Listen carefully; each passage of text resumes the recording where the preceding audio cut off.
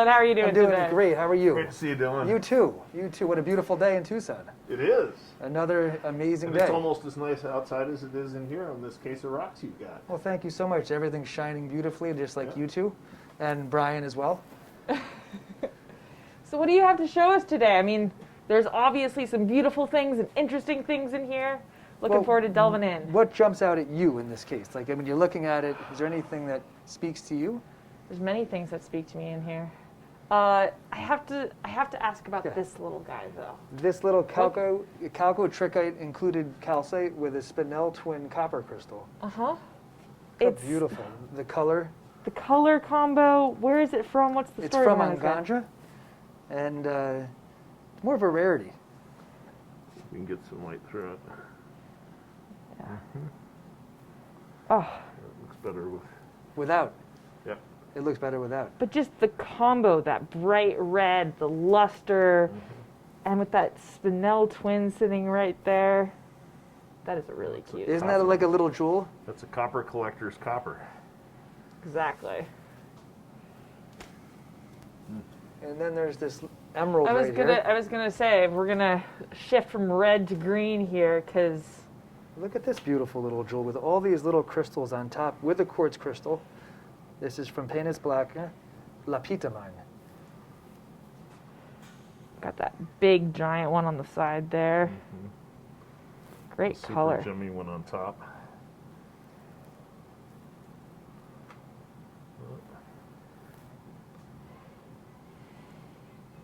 What a cute little topper. Yep.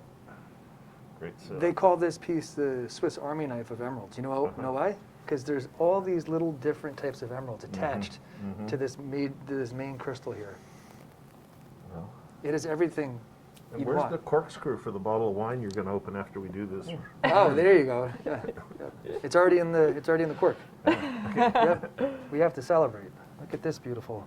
Oh wow! creation. It really does There's go more all the way emerald around. on the bottom shooting going. out, and this emerald shoots here. There's 1, 2, 3, 4, 5, 6, 7, 8 emeralds with the quartz crystal. So what a beautiful little jewel this is. Great color. Fantastic. I mean, that's why that locality is as famous as it is. It's incredible. And then right to the right is this unbelievable sphere of calcite with boulangerite inclusions that we've aptly named the Death Star. I think that is the perfect name for it. I Check love this these out. things. Look at this one. It's either that or one of those orbs that you see in the pictures, of the medieval pictures of the king sitting there with the orb in his hand. It would. Was it the scepter? Yeah. The crown, the scepter. And the orb in the other, and the crown. Yeah, it's one of the biggest ones of those I've ever seen. Me as well. Look at how perfectly at the tip that is.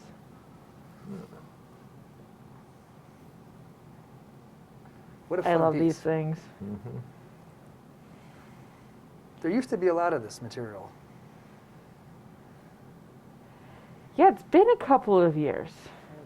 Well, when did Like a lot of years, When did it actually. stop producing? Do you know, Peter? No, I don't. Not off the top of my head.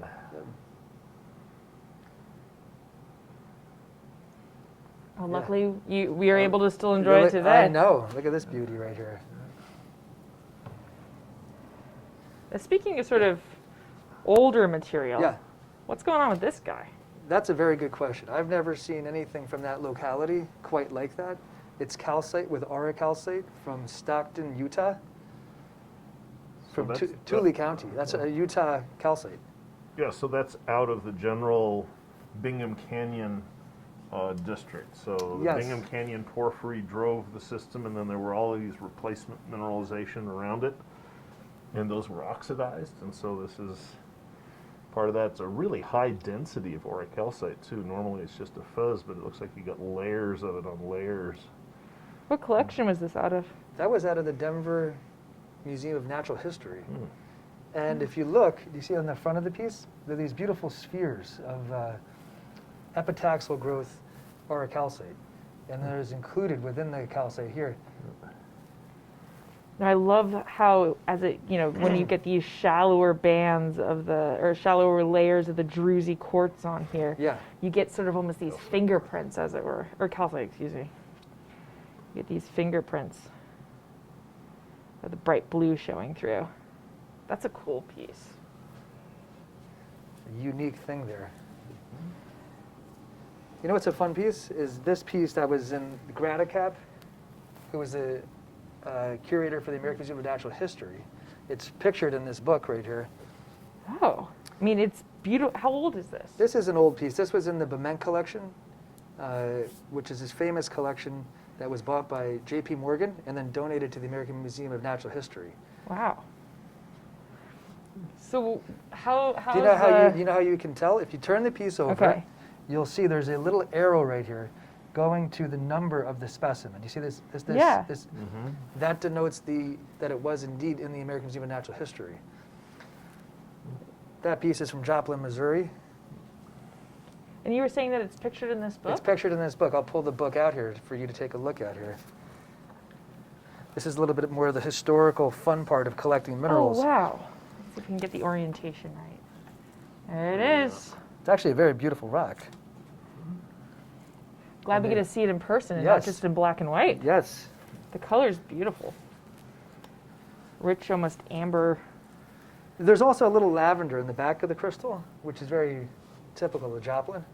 Oh. We're Webb City.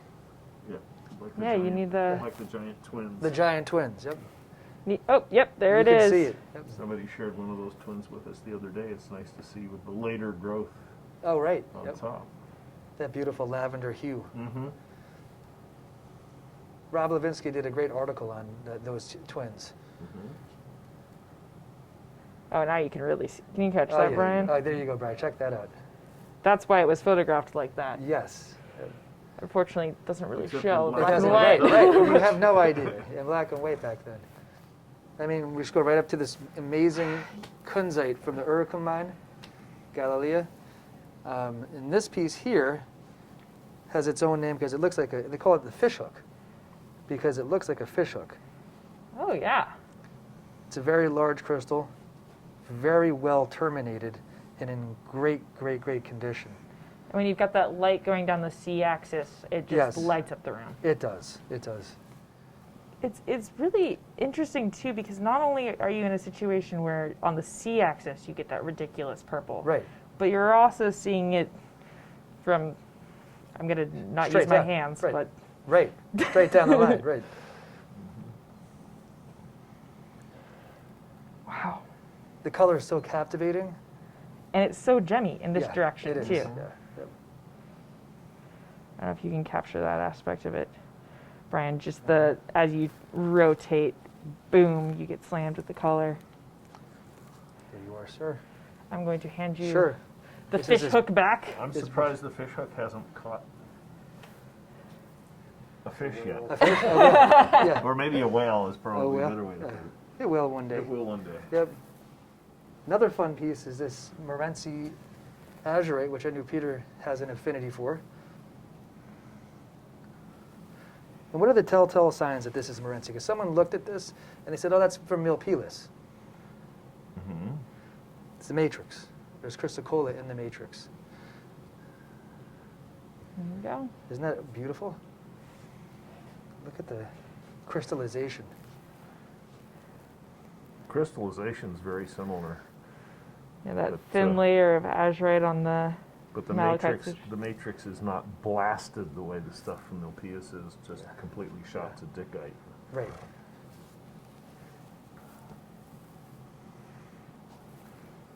Still get that beautiful, like, fiery blue, though. The fiery blue. So this is from the Eagle's Nest mine? That's correct.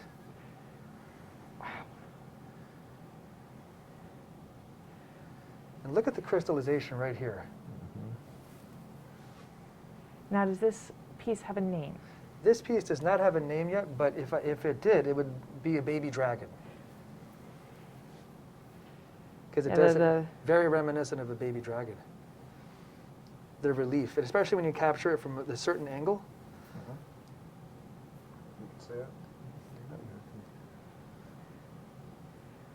Be hard to pick the favorite side, considering the exquisite crystallization on what's currently the back. I somehow. agree. Both sides. Maybe you'd want it on a 360. Do you want to hold it too? Do I want to hold? Do I want to hold gold?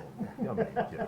Peter, if you turn it over, and if you can zero in just right here, if you hold it like this, you can see this incredible crystallization in here that is just. Can you zero in on that, Brian? It's so beautiful. Crystallization yes. in here. Here too. All through the piece.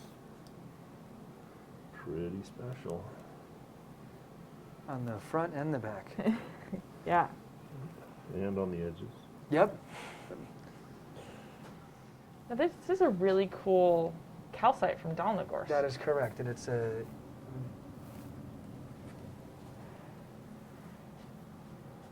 Wow.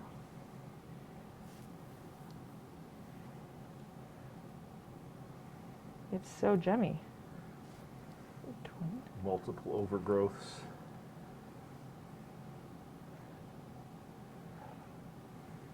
You see the little sidecars, 1, 2, 3, and then on the other side as How well. it's all in one line is actually really.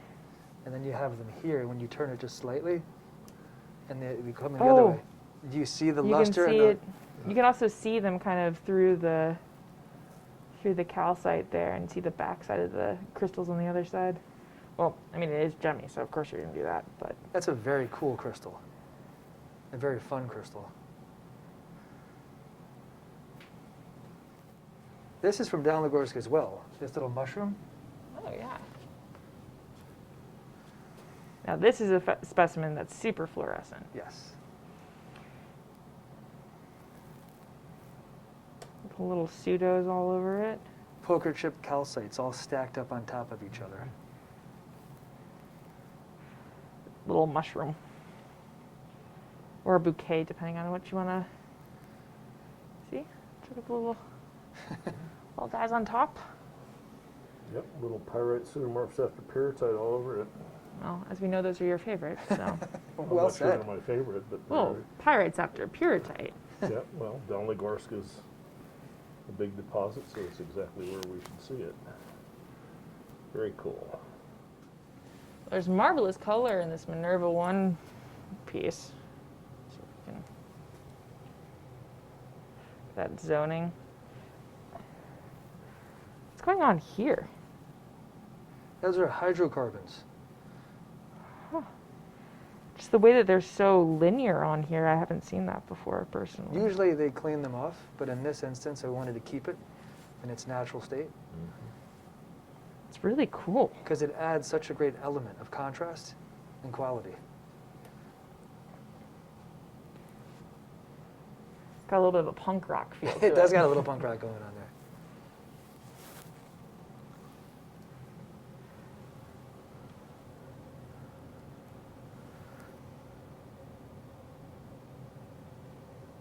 Or there's bright blue band right here, backlit by the yellow. It's kind of satiny, the luster. This thing is kind of freaky. If you look at this, Brian, from the way over here on this side coming in, this calcite from Michigan, from the Tamarack mine, which is more of a rare mine, riddled with copper inclusions, and absolutely gorgeous with rainbows. And the crystal size. It almost looks like you're like peering down into like an underwater world. It's or a something whole like universe into itself.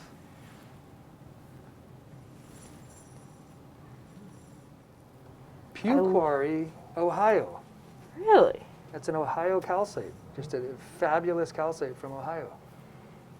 I love the way it's perched on the matrix.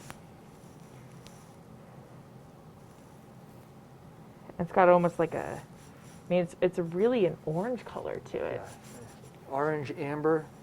So this is an older piece, or is this That's an new? older piece. Yeah. Yep, it's a much older piece. Yep. It's a fabulous, massive gem crystal from Haralmash Mountains, Shigar Valley, Pakistan, with great color, great clarity, and amazing crystal size.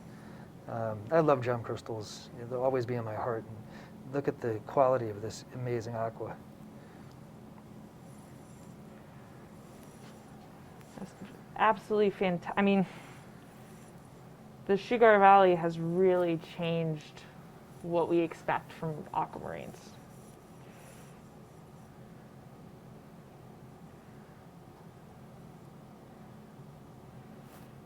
This is an older It's crystal. so gemmy, I can see my... I know. This crystal was found in the 80s. Really? So this is not typical from what they were finding back then. Mm-hmm. And you can see the... And now, what did they find in the last couple of years? The King of Kashmir, one of the world's greatest minerals ever found, possibly the greatest. This still holds its own as a single in my book for the quality and the crystal size. Look at those eyeballs. Very Yes. reminiscent of an alien eye pocket from Arango, Mm-hmm. but this one's from China, Yaogan Shin. I have to thank Daniel Chinchillo for this piece. The coloring is very reminiscent of Nika. Yes. The late stage sort of pale purple with the deep core of that real blue. As you get in those eyes there, and you can see the cube octahedron. That's what's going on there, right, with the modified. Yep. Right in there. What mineral do you think that is included in the fluorite? If you had to guess without a loop, Peter. If I had to guess without a loop, Yeah. I guess fine pyrite. Okay. And the zoning, do you know how the zoning occurs? Well, it's preferential on the edges. The eyes themselves? Well, the eyes themselves, that's going to be a cube face, a cube octahedral where the cube face was preferentially dusted with pyrite or whatever is in there, and the edges are preferentially dusted. So probably rough surfaces where the pyrite had some nucleation sites and had the chance to grow, and then get overgrown, And then again. and then again. And again. That's how you get the big systems that produce the minerals that we love. Mupon mine. Cobaltian calcites on malachite. That is correct. They're really gemmy. Nice and gemmy, nice color. I like where you can see the inclusions of the malachite inside. Make a nice snack. Looks like candy.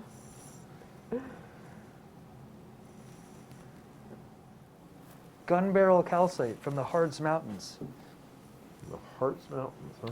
Harz Mountains, Germany. Mm-hmm. Is this an older And piece then? Very, yes. Looks very reminiscent of Charcas, This piece or the was other way around. in Henry Hewlin's mineral cabinet, the famous British mineralogist. Where who Hewlandite's named after. That's correct. Yep. And it was in this sale in 1829 in London. A magnificent specimen of prismatic carbonate of lime Sansamine. Andresburg hearts to be put up at £4. 1829. 29. Probably had to work a month to make 4 pounds in those days. Yeah, I wonder what the That's a equivalent cool- would be. You gotta Well- love the history. Yeah, you Gotta love the history and Know that many of the other specimens in this sale went to what was then known as the British Museum, now the Natural History Museum of London, including the oldest specimen from Santa Eulalia that I know of. Look at was the in that history there. sale. Was it really? Yep, And is it still at the museum now? it is. Wow. It is. The It's other- so unprepossessing, nobody but a locality collector could love it. So no one ever tried to trade them out of it. Wonderful piece. Love the history. Style. Look at the same style, Harz Mountains, Mhm. calcite. White caps. oh, that's cool. I like the depth that gives the crystals. Get out your whiteout and paint the tips on these. And, yeah, it's lovely. Is this the same mine? Different mine. Interesting. Fracture patterns preserved in the matrix. with multiple stages of mineralization. It's lovely. I'll trade you. Here's a wonderful red cloud. That's a good trade. Yeah, thank you. Yeah, hey, right? Any day for you. Do you have a box? Les Presmick and I actually did a trade for a Bisbee azurite. Uh-huh. He's kept that piece since 1996. Most people don't know he was the mine manager at Red Cloud when Wayne Thompson was doing the mining project there. And he kept this piece. This particular crystal is so beautiful crystallographically. Mm-hmm. I have a piece from the same pocket that I bought from Les back then. If you turn it over a little bit, you know what he's done? He's put his label on the back. I don't know if you can get that, Brian, right in there. Red Cloud, 1996. And LPP 21. Yep. There you go. Set this down. But this one, the architecture of this Vivianite and the luster, and with backlighting, it glows green. So this is very difficult. If you pull that out right there. For a Vivianite,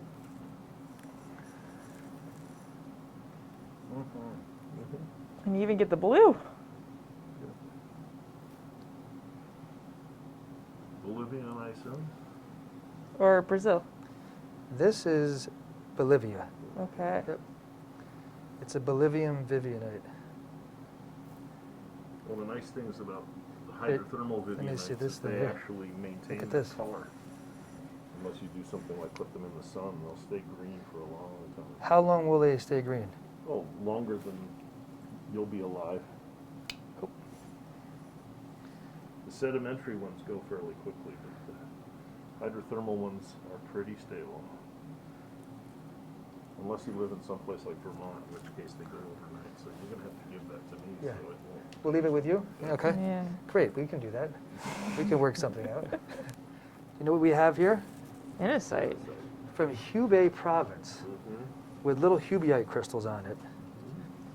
And I learned here at the show, this is one of the 5 larger specimens recovered from that mine. They're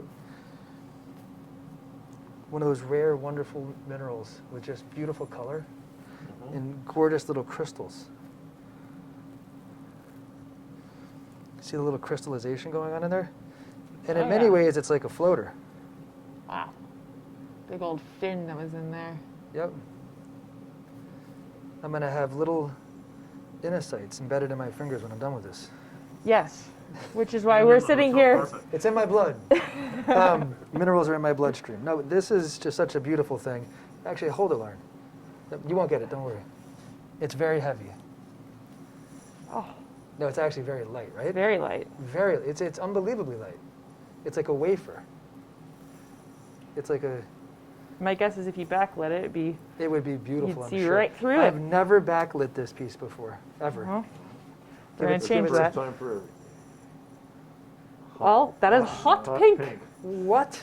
Hot pink. Hot pink. Check this thing out. Well, I think most people would say that Kelly blue smithsonite is their favorite blue smithsonite. But unfortunately, you have very biased people in the room.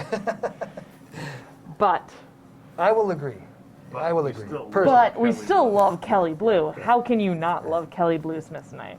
I mean, the color, the luster, especially when you got the 2 different habits here. It's just a happy rock. It makes you happy when you look at it. It's like you're in the Caribbean, or you're on the beach in Hawaii. Right? It just brings you right back to this good feeling. And what I love about this one is the second generation. Or what is going on here, Peter? Do you know what's causing this secondary growth here? It change in the nucleation rate. Actually, it's hard to tell which was first, but this just looks like more Actually, nuclei. So I'm pretty sure this yeah, it is looks second. like this is on top. So That's yeah. on top. Yep. So you went from a relatively few nuclei to a whole lot, so it gives you that pebbled texture. And then you can see it drops down again because you have these little bubbles here again, which are a little more coherent than the little tiny guys here. That's great. That probably put some student at New Mexico Tech through about 2 years of school. How wonderful is that? Yeah. That's a great thing. Right here to the right, we have this rhodo from Africa with the Chwani? Chwani. Yep. Great color. I love how all the terminations seem to be a deeper red, which really gives it this depth. face there. Yeah. You got a C face? Well, I think all of these are C faces, or they're pinacoids anyway. Very well developed, lovely color. Oh, look at that sounding. How deep the red is in the earlier stage, and almost black here in this stage. I'm actually curious. You're curious. I'm curious. This is such a beautiful little miniature. Nice crisp terminations.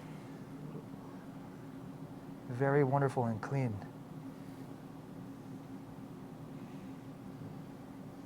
They really are this fantastic citron color. Actually, even looks like this one's zoned. Yeah, there's some phantom going on in there. Here's this gorgeous little elmwood calcite. For the millions of elmwood calcites out there, here's this gorgeous jewel. Mm-hmm. Fabulous color. Really nice crystal size. I love when these things get the coloration towards the tips. Yes, yeah, me too.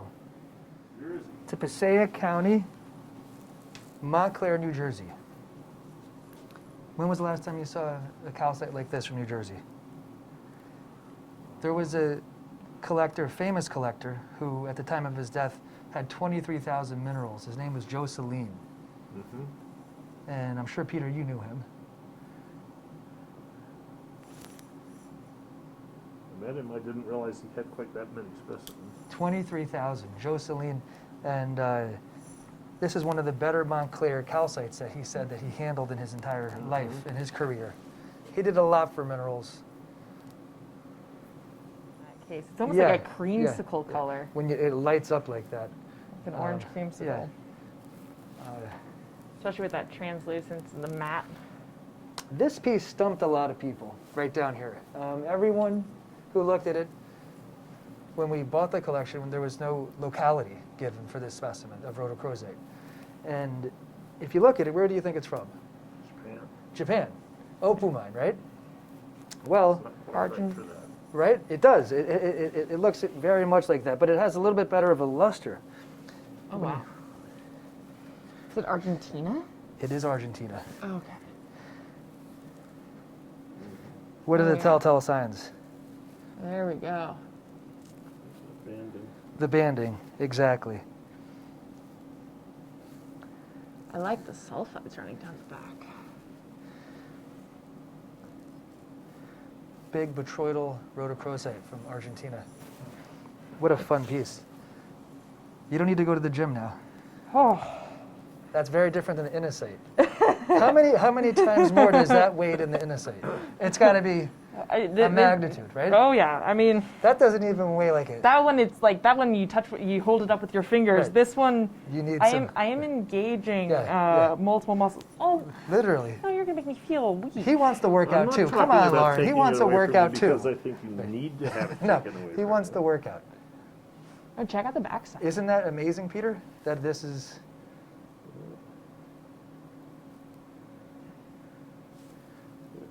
You don't see that very often. No, I've never seen Lovely that before. color. Here, you can take it back. Have you ever seen that before, Peter? Not like that, I don't think. Nor I. One of the bariates from Nador, Morocco. Mm-hmm. It's like I a little. love the sky blue Yeah. that these guys get. It's like a little flower just perched right on the matrix here, with little calcite. It's a nice color and a very beautiful form and really wonderful condition. You know, there's a reason why everyone loves Bisbee. There is, and this is right. This is the reason why. Can you imagine coming in and seeing a wall of that material? The pocket like that, mind blowing. It would have been mind blowing.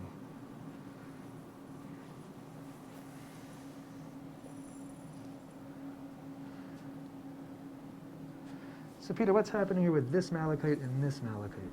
Two different stages. Two different stages. Then on the front of the specimen, you can see here. And look at the gorgeous play of light on the azurite. Well, and you've got the classic Bisbee chatoyant malachite here is that earlier stage. So as you rotate it, the The fibers break up the light. You can really see the rosette habit over here on the side. I remember being a kid and so excited to have a single rosette. And here we are looking at a whole plate of them. And the polka dot aspect that's sort of created by this generation of the malachite.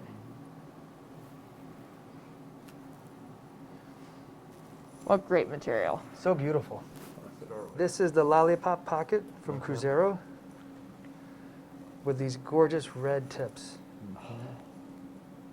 With basal terminations and then pinacoidal terminations. And the little lepidolite at the bottom. Purple lepidolite.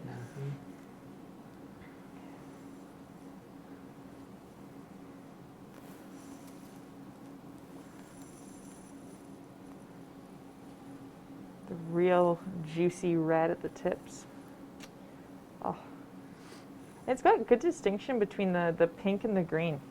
You got that, at least in this one, you've got an early linear pink stage Oh, that yeah. goes the whole length of the crystal, and then it's got the It's green. So actually, it's a classic watermelon. but look at it, you see it's more defined Yeah. in the prisms versus the pinnacle. Look at that. You're right. The ones with the basal pinacoid have the nicely developed. Well, I guess that makes sense considering the basal portion. And if you look at the aesthetics of the piece with this crystal, if you point this crystal, look at how beautiful this is, and the spray here. And they call, you know what they call this piece? What? They call this piece the icon. Ah. The reason why they call it is because when this piece was found, this smoky quartz and this amazonite were attached. It was the first time they really? had found unrepaired smoky quartz and amazonite of this quality and this size. See these little fingers down here? And then how it crystallizes right here? Yeah. If you study this piece, it's actually really, really special. It's just an amazing rock. This is something out of Mark Pospisil's collection. A thumbnail. A thumbnail, yeah. Yeah. Well, what do you call them? Texas-sized thumbnails? In Texas, this is a thumbnail. By Mark's standard. Peter's going to put his bear paws on there. Well, you dug this mine. I were did. there. With Brian. With Brian. With Brian. Yeah. How much fun was that day? That was a lot of fun, actually. Yeah? Oh, yeah. This is called Fun with Tanzanite. Yeah. Fun in Tucson with Tanzanite. Wow. Now, you're saying you got this piece back in 2009. Yes, yes. In 2009, this was considered one of the largest crystals at the time, found in Tanzania. It was one I made about 10 trips. And as we've seen, they have found some unbelievable tanzanite crystals since then. The world's finest tanzanite crystals have been found in the last 10, 12 years. Though this one still has such spectacular color, and the fact that you get that red in that front face along with the blue, and everyone's kind of hanging out together in the colors. Full spectrum, as it were. There it is. That is a cool piece. Red. Can you see the red in there, the trichoism? It's really wild that it's getting it on that face. Jeez, that's amazing. It's always such a pleasure, you know, so much fun. And thank you so much for being here and doing this. Oh, it's a pleasure. course. It's fun. Yeah. You get to see all the good rocks. You do, and you get to hold down the fort, and you get to share this with the world, which is the most important. All the people that can't be here, we have to give a huge thank you to Brian and the camera, to Peter and Lauren, for showing up with the courage to be here in this it's just an unbelievable time. It took a lot of courage for everyone to show up here, I know. And